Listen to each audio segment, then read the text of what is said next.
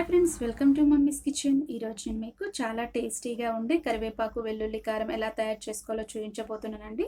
ఈ కరివేపాకు వెల్లుల్లి కారం అనేది వేడి వేడి రైస్లోకి కానీ, చపాతీ, ఇడ్లీ, దోశలోకి కానీ మీరు ఈ కారప్పొడి అనేది ఉపయోగించుకోవచ్చు.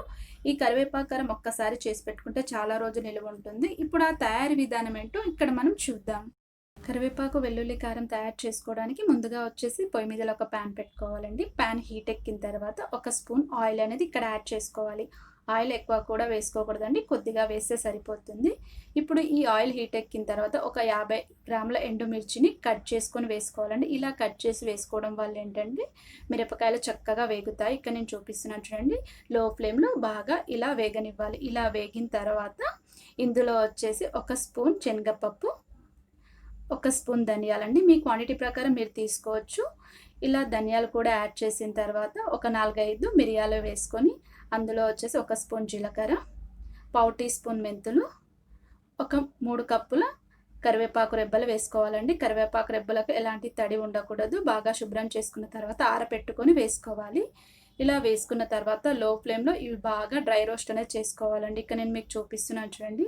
మొత్తం కరివేపాకు క్రిస్పీగా అయ్యేంత వరకు ఇలా వేయించుకోవాలి. ఇలా వేయించుకున్న తర్వాత మనం ఇక్కడ వచ్చేసి కరివేపాకు వెల్లుల్లి కారం చేసుకుంటున్నాం కాబట్టి వెల్లుల్లి అనేది ఇక్కడ పొట్టు తీయకుండా ఎక్కువ క్వాంటిటీలో వెల్లుల్లి అనేది యాడ్ చేసుకొని ఒక 2-3 చింతపండు రెబ్బలు అనేది యాడ్ చేసుకోవాలి. ఇలా చింతపండు రెబ్బలు యాడ్ చేసుకోవడం వల్ల ఏంటంటే టేస్ట్ చాలా బాగుంటుందండి. ఇప్పుడు ఒక నిమిషం పాటు ఇది లో ఫ్లేమ్లో మళ్ళీ బాగా ఫ్రై చేసుకోవాలి. ఇక్కడ ప్రాసెస్ మొత్తం లో ఫ్లేమ్లో చేసుకోవాలండి. టైం ఎక్కువ తీసుకుంటుంది కానీ చక్కగా వేగుతాయండి. మనం వేసుకునే దినుసులన్నీ చూసారండి ఎలా వేగాయో. ఇలా వేగితే సరిపోతుందండి. ఇప్పుడు స్టవ్ అనేది ఆఫ్ చేసుకొని వీటిని మిశ్రమాన్ని చల్లారి పెట్టుకోవాలి. ఇక్కడ చల్లారిపోయండి. ఇప్పుడు ఒక మిక్సీ జార్ తీసుకొని వీటిని అన్నిటిని ఆ మిక్సీ జార్లోకి ట్రాన్స్ఫర్ చేసుకోవాలి. ఇలా చేసుకున్న తర్వాత రుచికి ఎంత ఉప్పు పడుతుందో అంత ఉప్పు అనేది చూసి వేసుకోవాలండి. ఇలా ఉప్పు వేసుకున్న తర్వాత మెత్తగా పౌడర్ చేసుకోవాలి. ఇక్కడ నేను మీకు చూపిస్తున్నాను చూడండి. ఇదే విధంగా పౌడర్ లాగా చేసుకోవాలి. ఇప్పుడు ఇదంతా ఒక సర్వింగ్ బౌల్లోకి తీసుకుందాం. చూసారు కదా ఫ్రెండ్స్, ఎంత సింపుల్గా కరివేపాకు వెల్లుల్లి కారం అనేది తయారు చేసుకోవచ్చు. ఇది వేడి వేడి రైస్లోకి కానీ, దోశలోకి కానీ కొద్దిగా నెయ్యి వేసుకొని తింటే చాలా టేస్టీగా ఉంటుందండి. ఇలా నేను చూపించిన ప్రకారం మీరు ట్రై చేస్తారని నేను అనుకుంటున్నాను.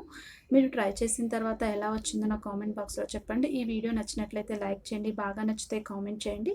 మీ ఫ్రెండ్స్కు రిలేటివ్ షేర్ చేసి ఇప్పటివరకు ఎవరైనా సబ్స్క్రైబ్ చేయని వాళ్ళు ఉంటే సబ్స్క్రైబ్ చేసుకోండి. Have a nice day. Thank you so much friends.